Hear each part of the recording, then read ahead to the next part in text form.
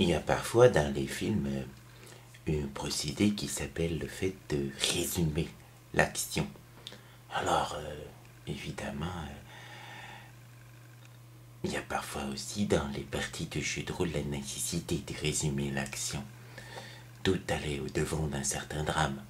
Le magicien et le hobbit qui s'introduisent dans la cité des géants pour essayer de finir ce qu'ils avaient à accomplir, utilisant pour l'un toutes les ressources de ses sortilèges et pour l'autre toutes les ressources de ses capacités psioniques nouvellement acquises.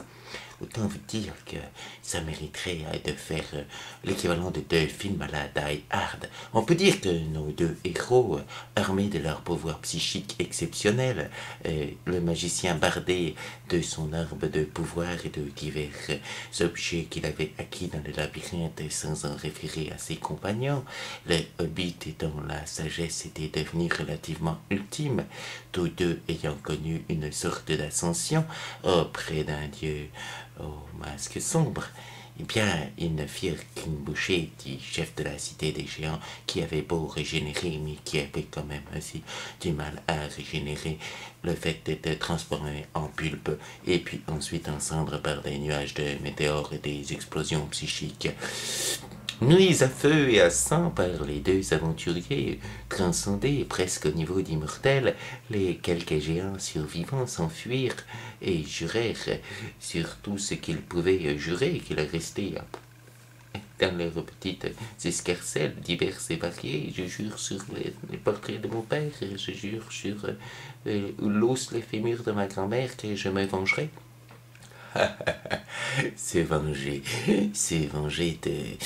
de ceux qui étaient presque maintenant des demi-dieux. Allons, allons, allons.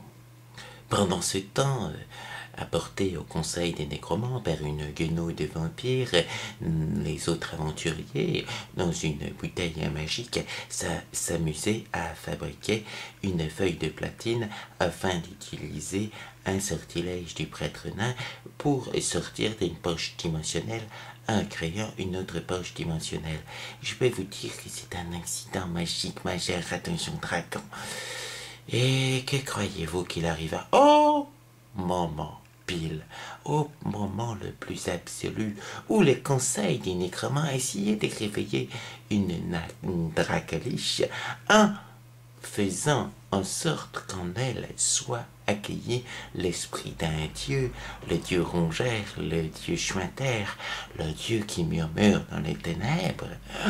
Au moment pile où ce rituel s'est déclenché, le nain lança son sortilège sans faire d'erreur. Oui, parce qu'il faut lancer un dessin quand on fait ce genre de sortilège. Il y a des petits incidents qui sont possibles. C'est pas l'aise, c'est un sortilège de 3e cercle. Ou 4e. Ça dépend. Mais il y a un léger risque. Le nain donc ouvrit son portail. L'essence du dieu arriva. Un portail dimensionnel s'écréant sur un portail astral éthéré, une sorte de maelstrom se formant. Tous les aventuriers à l'intérieur de la bouteille qui voyaient ce vortex se dessiner, tous les nécromants à l'intérieur de leur conseil qui regardaient la guenaude lâcher la bouteille de laquelle émanait une sorte de vortex magique. L'essence du dieu plié, déchiré, l'essence de tous les membres du conseil des nécromants aspiré, déchiré, l'essence de nos compagnons aspiré, déchiré, tous plongeant en même temps dans 2 tunnels menant vers 2 directions. Suite à cet incident magique, plusieurs nécromants enfermés dans la bouteille qui explose en une myriade d'étincelles. Et nos aventuriers, ainsi que 2 ou 3 nécromants et une dracaliche fort amoindrie qui se réveille sur une grève, une plage, en face de Plouf sorti des eaux dans son caleçon orange et qui d'un poing rageur écrase ce qui reste de ses nécromants. Plouf. Le guerrier qui regarde Plouf et qui lui demande « Mais qu'est-ce qu'on fait là ?» Plouf qui regarde le bébé cyclope. Je le tue, celui-là. Non, non, on l'a adopté.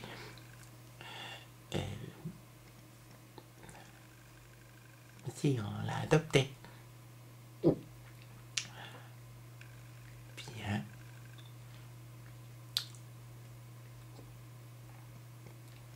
Fit Plouf, laissant tout le monde sur la grève, méditant sur leur sort, méditant sur l'endroit où ils étaient, avant de replonger dans les profondeurs de l'océan. Et le barde? Où est-ce qu'elle était, le barde, hein, pendant ces temps? Il était où, le barde? On se le demande bien. Un peu plus loin, dans le futur. Toute une famille de oursibous continuait à se rapprocher du vieux Jérémie en plaire devant le reste de bouts de pied de sa petite Tania mangée par un oursibou. Ensuite, c'est que si, vraiment, la prochaine fois. Et c'est vrai ça, il est où le barde avec tout ce bordel? Pourrais-tu venir à la table la dernière partie?